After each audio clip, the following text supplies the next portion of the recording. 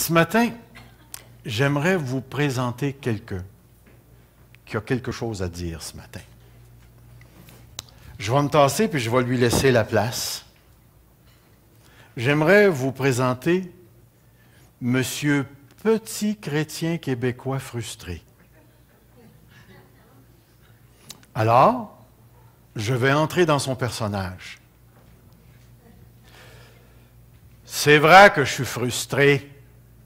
Je suis vraiment frustré, puis je suis un chrétien frustré.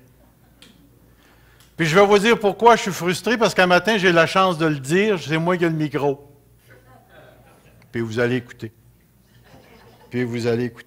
Moi, je suis frustré parce qu'on dirait que le christianisme, ça ne marche pas. C'est drôle. On me parle de prospérité, puis je suis encore pauvre. Je ne comprends pas ça. Moi, ça fait longtemps que je devrais avoir mon Harley, ma piscine creusée, et puis ma grosse maison, et que je devrais avoir au moins 6 mois de vacances par année. Écoutez, tant qu'à être prospère, c'est ça qu'on me dit. Puis en plus de ça, ce qu'on me dit dans cet évangile-là, c'est que j'ai juste à semer. Pourtant, il ne me demande pas de semer avec mon temps, il ne me demande pas de semer avec, je ne sais pas, moi, mes talents, parce que je peux quand même entretenir les gens. Il me demande toujours de semer avec l'argent.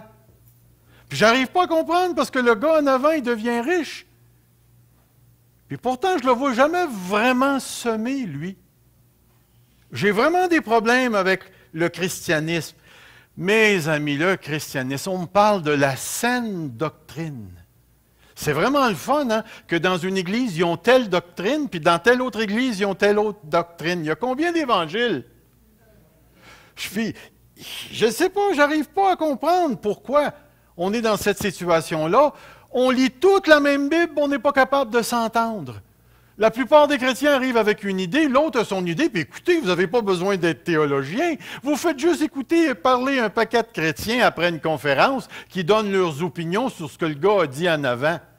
Et lui, il dit qu'il s'est trompé parce qu'il n'a pas dit telle autre affaire. Tel autre bonhomme va dire telle autre affaire. Puis l'autre va dire qu'il était en plein dedans parce qu'il a dit telle autre affaire. À écouter tout le monde, on ne sait plus sur quel pied danser. Je ne sais pas, avez-vous des problèmes, vous autres? Écoutez, le salut, ça se perd-tu ou ça se perd pas? Puis va-t-il y avoir un millénium où il n'y en aura pas? Est-ce qu'il faut que je choisisse de marcher dans la vie chrétienne ou c'est Dieu qui va tout faire en moi? En tout cas, laissez-moi vous dire, c'est qu'il faut qu'il fasse tout. Ça fait longtemps qu'il n'a pas fait grand-chose. Je suis vraiment, j'arrive pas à comprendre. Écoutez, on me dit que Jésus-Christ est mort à la croix puis que j'ai été délivré du péché. T'as-tu regardé l'Église? T'as-tu vu le péché qu'il y a dans l'Église, dans la vie des chrétiens? Moi, je ne comprends pas ça. On est supposé d'avoir été délivré des péchés. Puis en plus de ça, on me dit que Jésus est mort à la croix et qu'il a pris la chair. Puis pourtant, je vais vous dire une affaire. J'entends parler des affaires, c'est effrayant. Si ça, c'est pas charnel, c'est quoi? Puis, hey, je vais vous en dire un autre qui me frustre. Je m'en allais dire en tabarouette, mais je ne le dirai pas. Une des choses qui me frustre, là, c'est que les gens me disent que quand on se marie avec le Seigneur, on est assuré du bonheur. Pouvez-vous me dire pourquoi c'est plein de mariages chrétiens chez les psychologues chrétiens? Je ne le comprends pas. Ils ont le Seigneur, c'est supposé de bien marcher. Puis la chose qui m'étonne tout le temps, c'est ceux qui sont dedans veulent en sortir, puis ceux qui sont en dehors veulent entrer. Puis ça n'arrête pas. Ça n'arrête pas. Je ne comprends pas ça. Puis en plus de ça, on dit que Jésus est mort sur la croix puis qu'il a pris toutes mes maladies. Puis je ne comprends pas pourquoi les gens ont le cancer puis des maladies puis tout ça. Comment ça se fait qu'on a encore ça? Moi, je vous le dis, j'arrive pas à le comprendre. On me parle d'unité.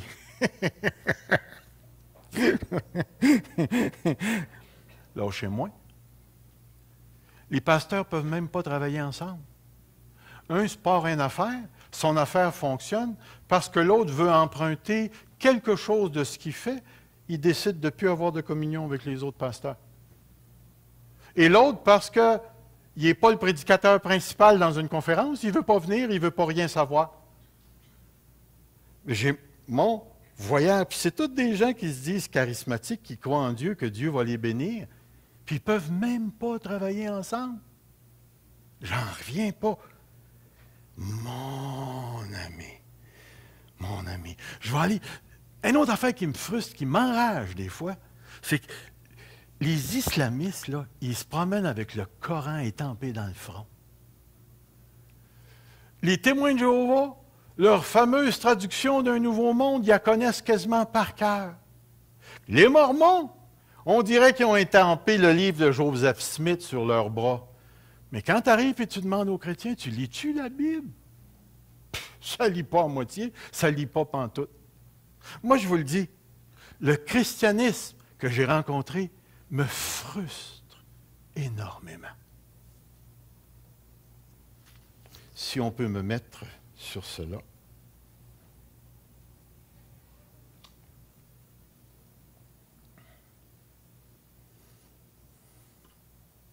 Est-ce qu'on a tourné le piton? Oui, ça marche? OK, good. Ça aurait été encore plus frustrant.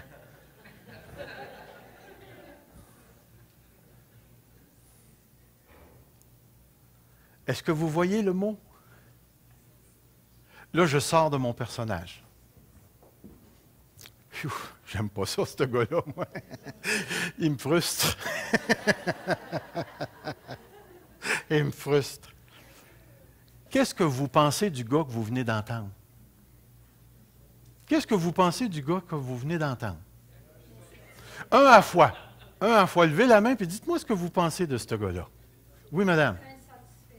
Oh, il est vraiment insatisfait. Il n'a pas à sortir de là. Même d'ailleurs, quand j'ai parlé avec lui cette semaine, c'était pire que ça dans mon bureau. Tu dis qu'il n'a pas les yeux fixés à la bonne place, toi. Hey, tu me frustres. Il n'a pas les yeux fixés à la bonne place. OK. C'est agaçant? Ça t'agace un gars qui parle de même? Pourquoi? C'est-tu parce que ce qu'il dit, c'est vrai? Non, parce que, comme lui dit, regarde pas à bonne place. OK. Moi, ça m'agace. Ça t'agresse. Good. Oui, Céline? C'est décourageant d'entendre parler un chrétien comme ça, hein? Ginette? Il y a beaucoup de monde qui pense comme ça et qui ne le disent pas. Je ne vous demanderai pas de lever la main, mais il y en aurait combien parmi nous qui croiraient que le christianisme, ça ne marche pas? Ouf! Ne levez pas la main. Non, mais c'est une super de bonne question qu'on se pose ce matin. Y a-t-il d'autres personnes qui veulent faire un commentaire sur le gars qui vient d'entendre? Oui, M. Blanchard. Il n'a pas appris à être heureux dans la condition où il se trouve. Très bonne pensée. Hélène. Il ose dire qu'est-ce qu'il pense. Parce que bien des fois, on ne dit pas, on regarde tout ça en dedans de nous autres, puis là, on est frustré, puis là, il ose le dire qu'est-ce qu'il pense à voix haute. Pour certains, c'est frustrant, puis tout ça. Yeah. À voix haute, qu'est-ce qu'il pense. Il a dit à voix haute ce qu'il pensait. C'est vrai. Mais là, il ne peut pas. Allez pas dire que c'est moi qui pense ça. Laura. Moi, je ne suis pas le petit Québec frustré, là. Julie. Bien, il a raison. Tu penses qu'il a raison? Nicole a dit qu'il n'a pas raison. Bien, il ne devrait pas. Toutes les choses qu'il a mentionnées, ça ne devrait pas être. Fait qu'il a raison. Wow! Avez-vous entendu ça? C'est ma fille. Elle a dit que le gars a raison. Boy, on va jaser pour dîner, tu vas voir. Oui, mon frère. Des certains jours, tu te reconnais dans ça. C'est pas pire. Madame en arrière, bien fort.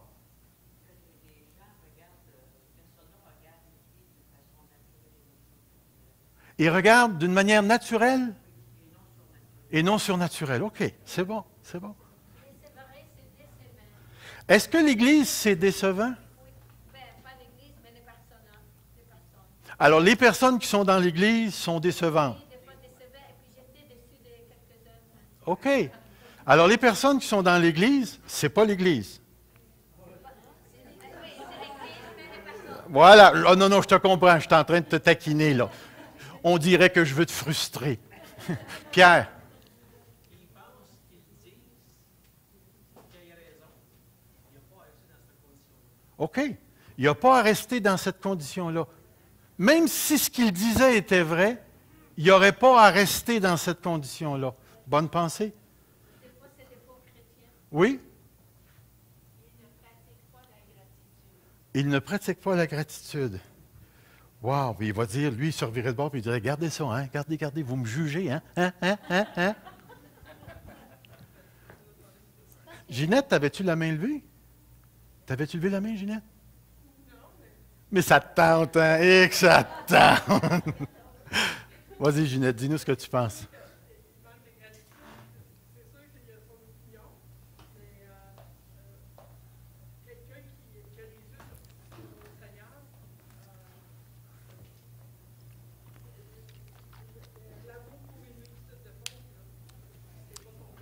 Est-ce qu'on est en train de dire que quelqu'un qui aurait les yeux sur le Seigneur ne pourrait pas penser comme ça? Est-ce que c'est ça qu'on est en train de dire? Ou est-ce qu'une personne qui aurait les yeux sur le Seigneur pourrait continuer de penser comme ça, sur bien des choses? Il pourrait en éliminer plusieurs. Tu as raison, je crois. Oui, madame. À cause de ces cinq sens, Yeah. ils deviennent négatifs. OK. Par les sens? Oui. OK. Moi, j'aimerais parler avec ce gars-là. Mais avant, vas-y. Je crois qu'on vit toujours des choses difficiles. On vit toujours. Et puis, si vraiment on se confie en Dieu, c'est là qu'on va chercher notre force. Amen. On vit toujours des choses difficiles. Toujours. Mais moi, ce que j'aimerais vous dire, là, c'est je suis insatisfait. C'est vrai. C'est vrai. Mais je ne suis pas prêt à dire que ce que le gars a dit, c'est ça la véritable insatisfaction. Et je pense que mon petit Québécois chrétien frustré a besoin d'apprendre quelque chose ce matin que j'aimerais vous montrer.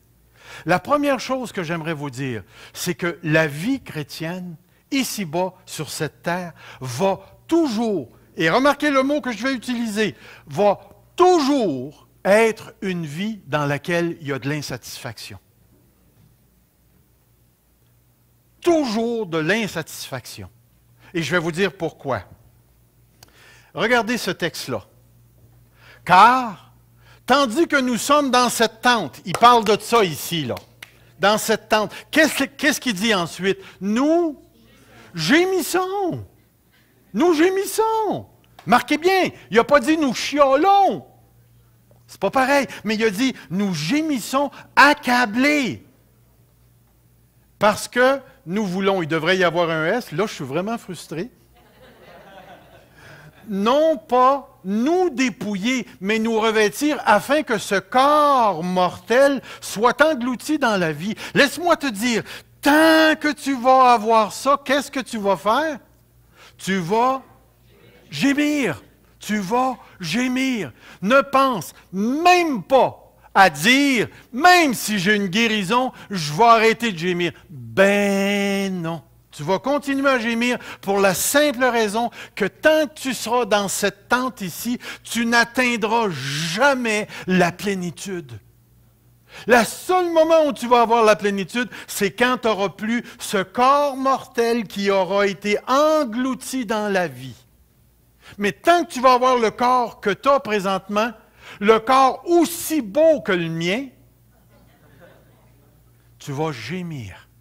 Regardez l'autre texte. Regardez, c'est Jean 14, 3 qui dit « Lorsque je m'en serai allé et que je vous aurai préparé une place, je reviendrai ou je vous prendrai avec moi. » Regardez ce qu'il est en train de dire. Il est en train de dire qu'il ne nous a pas encore pris.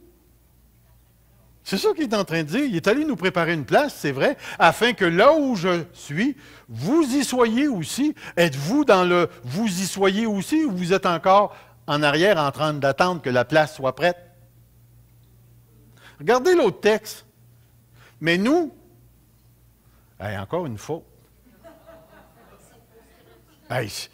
Êtes-vous frustrés? Ça n'a pas de sens. Mais nous sommes citoyens des cieux, d'où nous attendons aussi, comme Sauveur, le Seigneur Jésus-Christ. Remarquez ce qu'il dit, qui transformera le corps de notre humiliation en le rendant semblable au corps de sa gloire, par le pouvoir qu'il a de s'assujettir toutes choses. Encore une fois, le corps, tant qu'on est dans ça, On va gémir. Regardez un autre verset. Car il attendait la cité qui a de solides fondements, celle dont l'architecture, ou l'architecte plutôt. Comment ça se fait? Est le constructeur. Regardez l'autre. C'est dans la foi qu'ils sont tous morts. Puis regardez le mot, sans avoir obtenu les choses promises. Mais ils les ont vus saluer de loin, reconnaissant qu'ils étaient quoi? Qu'est-ce que nous sommes ici présentement? Le réalisez-vous que c'est ce que nous sommes? Nous sommes juste de passage. Regardez ce qu'il va le dire. Ceux qui parlent ainsi montrent qu'ils cherchent une patrie. S'ils l'avaient en vue, celle d'où ils étaient sortis, ils auraient eu le temps d'y retourner, mais maintenant ils en désirent une meilleure, c'est-à-dire une céleste. Tant qu'on sera dans le terrestre, qu'on sera dans ce corps mortel, qu'est-ce qu'on va faire? On va gémir, on va gémir. Il aurait eu le temps d'y retourner, blablabla, verset 16, mais maintenant il en désire une meilleure, c'est-à-dire une céleste. C'est pourquoi Dieu n'a pas honte d'être appelé leur Dieu, car il leur a préparé une cité. Mais cette cité n'est pas de ce monde. Écoutez là, tant qu'on est ici, on couche de wow. On n'est pas dans cité. On n'est pas dans cité. Voyez-vous, mon petit Québécois chrétien frustré, il est frustré. Mais la frustration ne réside pas dans ce que l'Église fait ou ne fait pas, dans ce que le chrétien pêche ou pêche pas. Non, la frustration réside dans le fait que, dans le fait même d'être sauvé, s'est installée une frustration parce que nous avons reçu seulement la première partie du salut. Qu'est-ce que vous avez reçu? Vous avez reçu le pardon du péché. Vous avez reçu le don de la vie éternelle. Et qui a habité en vous, là? Qui habite en vous, là? Le Saint-Esprit. Y a-t-il d'autres choses? En vous convertissant, avez-vous eu une piscine? Un Harley? Non. Puis entre vous et moi, depuis que vous êtes chrétien, avez-vous arrêté de pécher? Ou des fois, péchez-vous encore? Est-ce que ça vous arrive encore d'être frustré après le pasteur? Non, répondez pas. Répondez pas. Mais est-ce que vous voyez l'idée? C'est tant et aussi longtemps construit. Et c'est pourquoi ce matin, j'aimerais vous parler de trois choses. Trois choses très, très, très importantes qui, pour moi, expliquent ma vie chrétienne maintenant, ici-bas, sur cette terre. Regardez bien ce que j'ai marqué ici. Le lieu créationnel. Le lieu créationnel. Regardez ceci. La création participe à la corruption. Vous vous rappelez de ce texte-là? Il dit à l'homme, « Puisque tu as écouté la voix de la femme, » prenons une pause, messieurs, et prions. Et que tu as mangé de l'arbre au sujet duquel je t'avais donné cet ordre, tu n'en mangeras point, le sol sera maudit. J'aimerais ça que vous veniez dans ma cour, chez moi. J'ai à peu près 80 à 90 pieds de cour. Je me rends jusqu'au garage, jusque-là. C'est rempli de pelouse. J'ai arrosé ça à tous les ans. Ça l'a changé de couleur, c'est devenu jaune orange. Cette année, c'est plus vert que jamais. Puis pour essayer de m'en débarrasser, j'ai commencé à étendre des grandes toiles pour les étouffer. J'ai même pas osé aller lever la toile encore pour voir si c'est jaune orange ou si c'est encore vert. Ça me fait enrager. Mais la parole de Dieu me dit que le sol est maudit, la terre. Il dit, c'est à force de peine que tu tireras ta nourriture tous les jours de ta vie. Il te produira des épines, des ronces, tu mangeras l'herbe des champs. C'est à la sueur de ton front que tu mangeras du pain jusqu'à ce que tu retournes à la terre d'où tu as été pris, car tu es poussière et tu retourneras à la poussière. Condamnation adamique. Intéressant, lorsqu'on arrive dans Romains chapitre 8, il nous est dit ceci. « J'estime que les souffrances du temps présent ne sauraient être comparées à la gloire à venir qui sera révélée pour nous. Aussi la création, remarquez, la création attend-elle avec un ardent désir la révélation des fils de Dieu. Pourquoi? Car la création a été soumise à la vanité, non de son gré, mais à cause de celui qui l'a soumise. » Ici, c'est soit Adam ou c'est soit Dieu. Mais à cause du rapport qu'Adam entretient avec la création, Dieu a maudit la terre, la création. Il nous est dit, avec l'espérance qu'elle aussi sera affranchie de la servitude de la corruption. Toute la création est sous quoi? La servitude de la corruption. La terre pourrit, se corrompt. C'est ce qu'il nous est dit aussi, avec l'espérance qu'elle sera affranchie pour avoir part à la liberté de la gloire des enfants de Dieu. Puis regardez le petit texte qui suit, parce que ça fait partie de la création. Or, nous savons que jusqu'à ce jour, la création tout entière soupire et souffre les douleurs de l'enfantement. Et au verset 23, il va dire, « Et ce n'est pas elle seulement, mais nous aussi, qui avons les prémices de l'Esprit, nous soupirons en nous-mêmes en attendant l'adoption et la rédemption de quoi? Encore une fois, le corps, la rédemption de nos corps. Voilà la condition. Frères et sœurs, partout où tu vas aller prendre tes vacances cet été, dis-toi que la place où tu prends tes vacances, c'est soumis à la corruption. Partout où tu vas aller piquer ta tente, tu vas aller en nature, tu vas voir le petit chevreuil, la petite mouche, tout ce que tu vas voir, c'est tout soumis à la corruption. Puis où es-tu, toi? Es-tu en dehors de la création ou tu es dans la création? Est-ce que tu subis la corruption, toi aussi?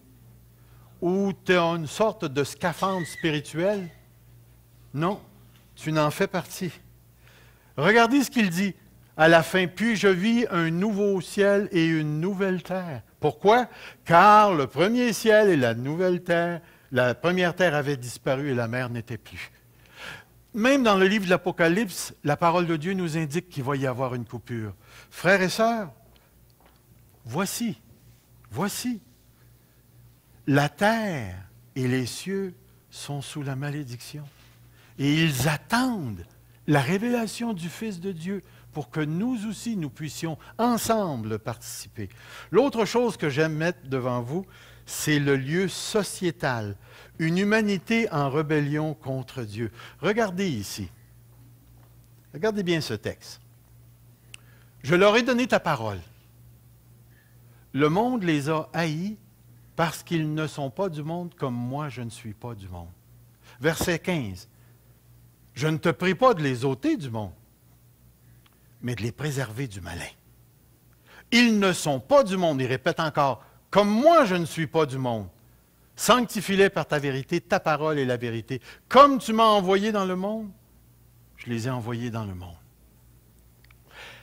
Première question, c'est quoi le monde? C'est quoi le monde?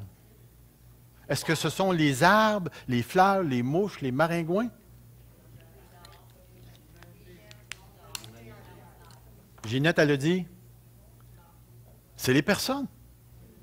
Lorsque la parole de Dieu parle du monde, dans certains contextes, ça fait référence à tout l'univers. Mais dans des contextes comme celui-là, vous êtes-vous déjà mis devant une belle petite fleur, puis la petite fleur, elle vous regarde, puis elle te dit « Je t'haïs ». Jamais vous allez voir ça. Jamais. Lorsqu'il parle du monde dans ce contexte ici, il parle de la société. Ceux qui n'ont pas reçu Jésus-Christ comme Sauveur et Seigneur, dans l'Évangile de Jean, le monde représente toute cette société, cette humanité en rébellion contre Dieu, qui préfère les ténèbres à la lumière, qui préfère le mensonge à la vérité. Et ce que la parole de Dieu est en train de nous dire, c'est que présentement, non seulement le chrétien il est dans une création qui est vouée à la corruption, mais que le chrétien vit sa vie personnelle au milieu d'une société qui a de la haine pour ses valeurs spirituelles et qui, ayant la chance, irait jusqu'à le tuer s'il le pouvait. Regardez ici. Faites toutes ces choses sans murmure ni hésitation, afin que vous soyez irréprochables, purs, des enfants de Dieu, irréprochables, au milieu d'une génération perverse et corrompue. Génération perverse et corrompue. C'est exactement ce dans quoi nous vivons présentement. Écoutez, les réformés ont développé une doctrine qu'ils appellent la grâce commune. La grâce commune, ce n'est pas la grâce spéciale du salut. La grâce commune consiste en ce que Dieu retient le mal, de sorte qu'on ne s'entretue pas toute la gang entre nous. Dans cette grâce-là, Dieu retient le mal pour que le mal ne s'exprime pas. Mais si Dieu retirerait sa main, tout ce qu'on a entendu parler des génocides et ainsi de suite arriverait ici même au Québec. Il nous est dit ici, au milieu d'une génération perverse et corrompue parmi lesquelles vous brillez comme des flambeaux. Écoute bien, mon petit chrétien frustré. Tu es en plein milieu d'une génération qui a de la haine contre Dieu. Et si tu as le malheur de te sortir le bout du nez pour dire que tu es un enfant de Dieu, sois assuré qu'à un moment donné, tu vas sentir cette haine-là. Nous vivons dans une période de grâce présentement, parce que Dieu n'a pas retiré sa main. Mais quand l'amour du plus grand nombre va se refroidir, soyez assurés qu'on ne sera pas épargnés. Regardez l'autre. Si le monde a de la haine, si le monde vous hait, sachez qu'il m'a haï avant vous. Si vous étiez du monde, le monde aimerait ce qui est à lui, mais parce que vous n'êtes pas du monde et que vous avez été choisi au milieu du monde, à cause de cela, le monde a de la haine pour vous. Génération qui ne veut pas de Dieu. Et tout à l'heure, on a vu que Dieu nous appelait à aller évangéliser au milieu d'une génération qui ne veut rien savoir de Dieu. Et c'est dans un contexte comme celui-là, parce que Dieu a dit, « Père, je ne te prie pas de les ôter du monde. » Où est-ce que tu penses que Dieu veut que je vis ma vie chrétienne? Dans le monde, dans un monde qui a de la haine pour moi et surtout pour lui. Regardez ici, j'ai marqué l'autre lieu, la personne du croyant. L'habitation du Saint-Esprit dans un corps de mort, celle-là, il ne faut pas la manquer. Vous vous rappelez de ce texte dans Romains chapitre 8 qui dit, « Pour vous, vous ne vivez pas selon la chair, mais selon l'Esprit. Si du moins l'Esprit de Dieu, puis remarquez, si du moins l'Esprit de Dieu habite où? En vous. Changez le mot en vous, puis mettez en moi. On va rendre ça plus personnel. OK? Si quelqu'un n'a pas l'Esprit de Christ, il ne lui appartient pas. La seule façon d'appartenir à Jésus-Christ, c'est d'avoir l'Esprit. Et comment on reçoit l'Esprit? La nouvelle naissance. Puis c'est quoi la nouvelle naissance? La nouvelle naissance, c'est se repentir de ses péchés et recevoir ce que Jésus-Christ a fait par la foi. C'est tout ça. Mais regardez ce qu'il dit, verset 10. Et si Christ est en vous, et regardez la toute petite phrase qu'il met, et si Christ est en vous, le corps est vrai, est mort. Remarquez bien ce qu'il dit. Le corps, il est vrai, est mouru. Est-ce que c'est au passé? Ou le corps mourra. Qu'est-ce qu'il est en train de dire, Paul? Paul est en train de dire que ton corps, il est mort. Il n'est pas en train de dire qu'il est en processus de mourir. L'apôtre Paul dit, le corps est mort. Le corps est mort. C'est ce qui nous garde dans ce monde. Voyez-vous, nous, on a une conception de la mort qui est trop souvent rattachée au fait qu'on passe à travers la vie, on devient vieux, puis éventuellement, on meurt. Non, la mort, c'est quelque chose de présent. Aussitôt que vous allez sortir de cette église, vous allez rentrer dans les restos, vous allez vous en aller à l'épicerie, vous êtes avec une gang de morts. Vous rappelez-vous du texte du Seigneur Jésus où le disciple ou la personne dit « Seigneur, Seigneur, je te suivrai. » Il dit « Laisse-moi d'abord aller enterrer mon Père. » Et qu'est-ce que le Seigneur lui dit? « Laisse les morts. Celui qui tient l'appel est aussi mort que celui qui se fait enterrer. » C'est intéressant, il faudrait dire ça ici, là, à Bessette, puis à tous les gens autour de nous, là, qui font nos funéraires. Il leur dit « Hey, monsieur le mort, qu'est-ce qu'on fait avec le mort? » Parce que la réalité, elle est là. Puis remarquez bien où je veux m'en aller avec ça. Et si Christ est en vous, le corps est mort à cause du péché, l'esprit est vie. L'esprit est vie à cause de la justice. Et si l'esprit de celui qui a ressuscité Jésus d'entre les morts habite où? En vous. Celui qui a ressuscité Jésus-Christ, ou Christ d'entre les morts, rendra aussi la vie à vos corps. Alors, tu n'es pas juste mort, tu es mortel. Tu es mortel par son esprit qui habite en vous. Alors, moi, j'arrive à ceci ici. Je vais aller voir mon petit bonhomme avant. Voilà le chrétien. Le chrétien est habité par l'esprit dans un corps de mort. C'est ce qui arrive. C'est ce qui arrive. Nous, les chrétiens, la parole de Dieu nous dit que j'ai un corps qui est dans la mort, mais qu'en dedans, c'est vivant. J'ai l'Esprit de Dieu. Et ça, c'est la condition de chaque chrétien. Je vais vous demander, nommez-moi un péché qui ne se fait pas par le corps. Un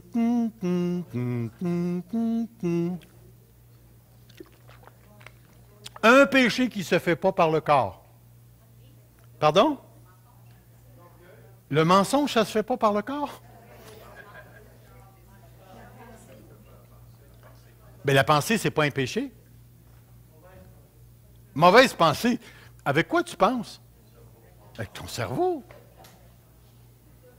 Trouvez-moi un péché qui ne se fait pas par le corps, même le péché contre le Saint-Esprit. Voyez-vous pourquoi le corps est mort? C'est que le corps participe encore. Voyez-vous, mon âme, en dedans, appelez ça âme, esprit, mon âme a passé par la résurrection d'entre les morts. Je suis déjà assis avec Christ dans les cieux. J'ai la vie en moi. J'ai reçu l'Esprit de Dieu. J'ai l'amour de Dieu en moi. Mais est-ce que mon corps est dans l'Esprit? Est-ce que mon corps a passé par la résurrection d'entre les morts? Est-ce que j'ai décroché de toute cette création? Maintenant, laissez-moi vous dire, quand tu lis la lettre aux Corinthiens, puis tu lis les autres lettres que Paul donne, puis tu lis tous les problèmes que tu retrouves dans l'Église, problème d'inceste, c'est fait avec quoi ça? L'orgueil, c'est fait avec quoi ça? Qu'est-ce que Jacques nous dit à propos de la langue? Il nous dit, on bénit Dieu, puis on maudit celui qui est fait à son image. Laissez-moi vous dire que le chrétien il est dans une position extrêmement difficile. Mon petit Québécois frustré, là, tu comprends-tu? Tu commences-tu à comprendre un petit peu, là? On est dans une création complètement déchue. Regardez ici. Ce que je dis, frère, c'est que la chair et le sang ne peuvent hériter le royaume de Dieu. La chair et le sang, c'est quoi ça ici? Puis remarquez, et que la corruption n'hérite pas l'incorruptibilité. Regardez l'autre texte. J'ai été crucifié avec Christ, et si je vis, ce n'est plus moi qui vis, c'est Christ qui vit où? Et si je vis maintenant dans la chair. Le mot chair, ici, n'allez pas penser que c'est la vieille nature dans le contexte. Dans la chair, c'est l'existence humaine. Dans ce contexte ici, l'existence humaine. Je suis dans cette existence humaine-là, que je le veuille, que je ne le veuille pas. Je suis connecté à cette création déchue par un corps de mort. Regardez ici. Voici, je vous dis un mystère. À quel point il faut sortir de cette création-là. Nous ne mourrons pas tous, mais nous serons tous changés en un instant, en un clin d'œil, à la dernière trompette. La trompette sonnera, les morts ressusciteront incorruptibles et nous serons. Pourquoi est-ce qu'on va être changé? À cause. Regardez ici. Là, la position du chrétien. C'est un homme ou une femme habité par l'Esprit dans un corps de mort qui vit dans une société en rébellion contre Dieu au milieu d'un univers déchu. Est-ce que ce n'est pas frustrant? Y a-t-il quelque chose en dedans qui crie « Abba, Père ». Y a-t-il quelque chose en dedans qui dit, je veux me revêtir, Seigneur, de la vie? Père, je veux hériter du ciel. Père, je veux la totalité. Et laissez-moi vous dire que cette simple manière de comprendre la vie chrétienne vient d'expliquer tout un paquet de frustrations dans l'Église. Ça veut dire, frères et sœurs, que tant qu'on sera dans cette condition-là, ça va m'arriver de me chicaner avec toi. Corps à corps. Je devrais dire corps de mort à corps de mort. Et on a encore besoin d'être renouvelé dans notre intelligence, que toutes nos pensées passent par le cerveau aussi, que même si on a la vie au niveau de l'esprit à l'intérieur de notre corps, on n'expérimente pas la plénitude. Vous rappelez-vous des textes dans 1 Corinthiens, nous connaissons en partie, nous prophétisons en partie. Puis on pourrait mettre tous les dons, nous guérissons en... Parce que si je te guéris, qu'est-ce que ton corps de mort va faire? Il va mourir. Voyez-vous, j'arrive à comprendre maintenant que le salut de Dieu m'amène à saisir la position dans laquelle je suis. C'est pour ça que j'ai marqué ici. Puis remarquez ce que j'ai marqué. Toutes les expériences de la vie chrétienne arrivent à l'intérieur de cette condition existentielle. Frère, trouvez-moi un seul réveil dans toute l'histoire de l'homme qui dure encore aujourd'hui. Tous les réveils ont explosé, puis après ça, ils se sont arrêtés. Vous avez juste à lire l'histoire de la Bible, comment Dieu s'est révélé, puis là, le peuple était tout consacré à Dieu, puis c'était la grande joie, puis c'était « wow », puis on retournait à la maison joyeux, on revenait au temple, puis à un moment donné, le cercle est devenu un petit peu plus petit, puis un petit peu plus petit, puis un petit peu plus petit. Et tu regardes l'histoire de l'Église, c'est exactement la même affaire. Je prie que Dieu nous envoie un réveil. Le Québec en a besoin, le Québec est dans la mort. Mais n'allez pas penser que ça va durer 2000 ans. On n'est pas capable, dans cette situation-là, de soutenir ça. Toutes les expériences de l'esprit que nous expérimentons présentement sont passagères et ne durent pas. Puis, juste prenez le phénomène prophétique dans 1 Corinthiens chapitre 14. Qu'est-ce que Paul nous dit de faire avec les prophètes? D'examiner, de juger. De juger. Qu'est-ce que l'apôtre Paul nous dit dans 1 Thessaloniciens? Juger de tout. Qu'est-ce que 1 Jean nous dit? Ne prêtez pas foi à tout esprit. Examinez pour voir s'ils sont blablabla, blablabla, blablabla. Tout est passager, tout est passager. Est-ce qu'il y en a qui ont des dons ici qui ont déjà arrêté? Puis qu'à un moment donné, ils ont reparti? Puis qui ont déjà arrêté? Puis qui ont reparti? Frère, il n'y a rien qui dure sur cette terre. Il n'y a rien qui dure sur cette terre. Et c'est pourquoi j'ai marqué les conséquences sont celles-ci. Je vis présentement la vie en Christ dans une création déchue qui ne reflète plus la gloire de Dieu et qui est soumise à la corruption et à la vanité. Je vis présentement la vie en Christ dans une société déchue qui a de la haine pour Dieu et pour tous ceux et celles qui croient en lui. Je vis présentement la vie en Christ dans un corps de mort bien qu'habité par l'Esprit de Dieu. C'est tout biblique, c'est tout là. Et j'ai marqué le dernier dont je n'ai pas parlé beaucoup. Je vis présentement la vie de Christ dans une création déchue dont le monde surnaturel est habité par des anges déçus qui font tout pour me nuire, m'éloigner de Dieu et me tuer. Puis ils ont déjà essayé. C'est pourquoi j'arrive ici, l'expérience actuelle de l'enfant de Dieu. La Bible affirme que l'enfant de Dieu, que les enfants de Dieu ont expérimenté une véritable délivrance. Nous avons, nous les enfants de Dieu, nous sommes entrés dans le temps du salut, nous avons été délivrés du siècle présent, nous sommes entrés dans la nouvelle création, on a été incorporés en Christ, nous ne sommes plus dans la chair, nous ne sommes plus sous la domination du péché, blablabla, nous ne sommes plus sous la loi, nous ne sommes plus sous la domination de la mort. Les croyants en Christ sont morts au principe élémentaire du monde, nous sommes ressuscités ensemble, nous sommes assis dans les cieux et toutes les métaphores du salut sont maintenant efficaces pour les croyants réconciliés. Mais la Bible affirme la présence de l'Esprit dans le croyant. Et voici ce que la Bible dit. Partout ces textes-là, vous allez voir, on a l'Esprit, on a l'Esprit, on a l'Esprit. Encore des textes qui nous disent qu'on a l'Esprit, le Saint-Esprit qui habite en nous, le Saint-Esprit qui habite en nous.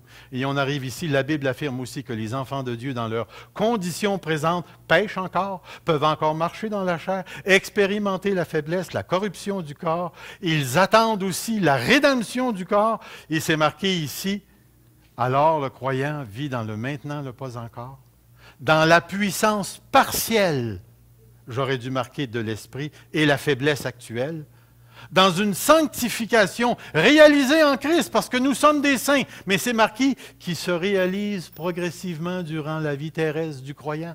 On est appelé à devenir de plus en plus saint, mais je suis déjà saint. Mais la réalité, c'est ça. L'espérance de la résurrection du corps et le dépérissement actuel de la mortalité du corps. Frères et sœurs, c'est la vraie condition dans laquelle Dieu nous appelle à vivre. De vivre pour lui, c'est-à-dire que Dieu nous donne le courage de vivre pour lui dans la souffrance d'une création qui subit les volontés et les gestes d'une humanité déchue. Que Dieu nous donne le courage de vivre pour lui dans une société déchue qui a de la haine pour Dieu, pour lui, on va dire pour nous, le courage d'être une lumière au milieu d'une génération rebelle, de vivre pour lui dans la tension engendrée par l'habitation de l'esprit et le corps de mort jusqu'à la fin. Et c'est pourquoi j'arrive à ce dernier texte. J'ai combattu le bon combat, j'ai achevé la course, j'ai gardé le bon dépôt. Frères et sœurs, tout ce que j'ai voulu vous présenter ce matin, c'est que nous avons au cœur même de notre situation terrestre une frustration qui n'est pas causée par le fait qu'on n'est pas assez saint, assez beau, assez fin, qui est le fruit même du salut qu'on possède, parce que le salut que nous avons reçu, il est en deux temps. Nous avons reçu le premier moment et nous attendons le deuxième moment. Et à cause de cela, j'aurais pu m'étendre juste sur le fait que l'Esprit de Dieu vivant en nous dans un corps de mort, on aurait pu expliquer pourquoi le chrétien est en tension en lui-même. Parce que le corps est encore capable de désirer la corruption, de vouloir la corruption, de manger la corruption, de s'éloigner de Dieu. Écoutez, je suis encore capable de me mettre en colère contre Dieu. Je suis encore capable... Écoutez, il y a des chrétiens qui m'ont dit qu'ils ont sacré, qui sacrent encore. Ça vous est-il déjà arrivé de sacrer? Puis les gens sont chrétiens. Ça vous arrive-tu d'être écœuré de l'Église? Ça vous arrive-tu d'être fatigué d'être chrétien? La réalité, elle est là. Frères, nous sommes dans une position extrêmement difficile. Et c'est pourquoi il y a tellement d'exhortations dans le Nouveau Testament à rester fidèle, à rester fidèle, à rester fidèle. Parce que Dieu a fait un salut en deux temps. Je suis totalement sauvé, mais je ne suis pas pleinement entré dans tout ce que le Seigneur réserve pour moi. Et à cause de cela, ma confiance en Dieu, ma foi en Dieu va être mise à l'épreuve. Ce corps-là peut vivre la puissance de Dieu par la guérison, mais il va continuer à dépérir. Il va continuer à dépérir. J'ai appris ce matin, en ouvrant mon ordinateur, dans mes courriels, j'ai un bon frère dans la foi, M. Lefrançois. M. Lefrançois, il a été un des premiers à me donner la main quand je suis rentré dans l'Église. Il a été diacre le plus loin que je peux me rappeler de l'Église de Drummondville. Il a été l'assistant de M. Urtubise, je ne sais pas combien de fois le père de mon épouse. Et j'ai appris qu'il est décédé hier. Il est rentré dans la gloire. Ce monsieur-là, il a gardé le bon dépôt. Puis quand j'ai entendu son nom, j'ai vraiment l'impression que le ciel a été enrichi lorsqu'ils l'ont reçu.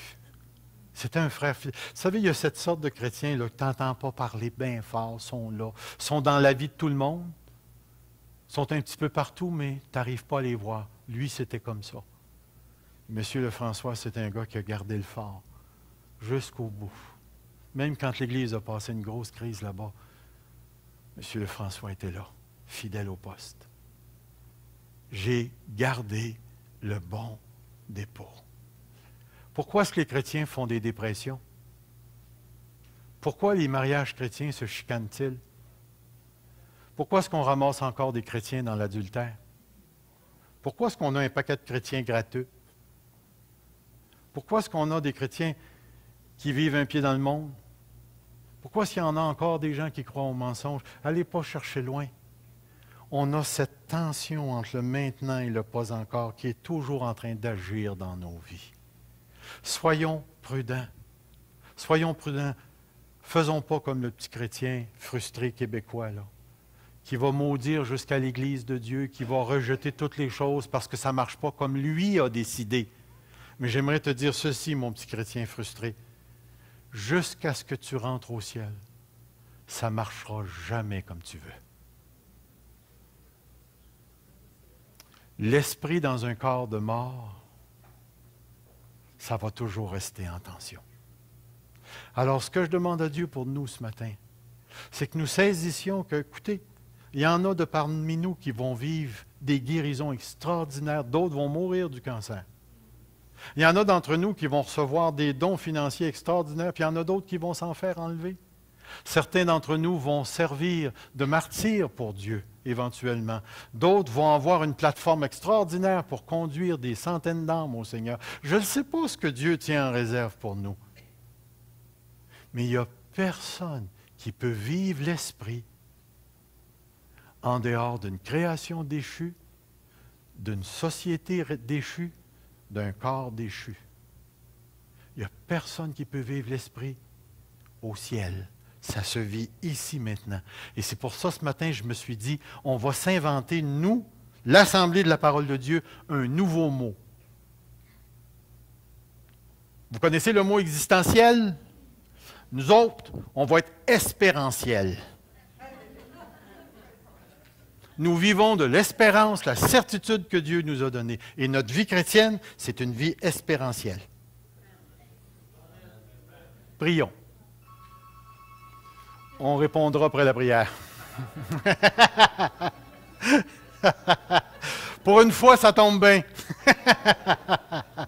Alors, courbons nos cœurs. Seigneur notre Dieu, nous voici devant toi ce matin.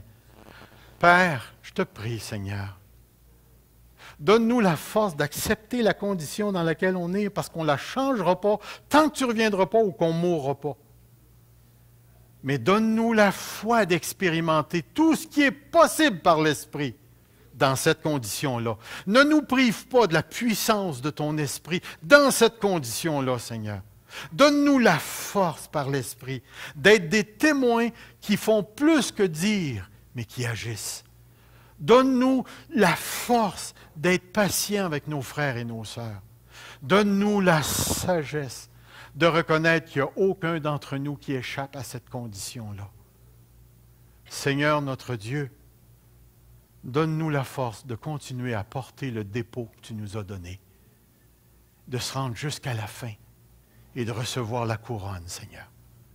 Donne à l'Assemblée de la parole de Dieu la force de reconnaître qu'elle est encore une Église dans une création, une société et un corps déchu, mais qui a l'Esprit de Dieu. Qui a l'Esprit de Dieu et à cause de l'Esprit, qui peut s'attendre à toutes sortes de puissantes manifestations du ciel. Seigneur, j'accepte la condition dans laquelle je suis, parce que j'expérimente à la fois la faiblesse et la puissance. Laisse-nous voir ta puissance en action, Seigneur. Dans le précieux nom de Jésus. Amen. Que Dieu vous garde.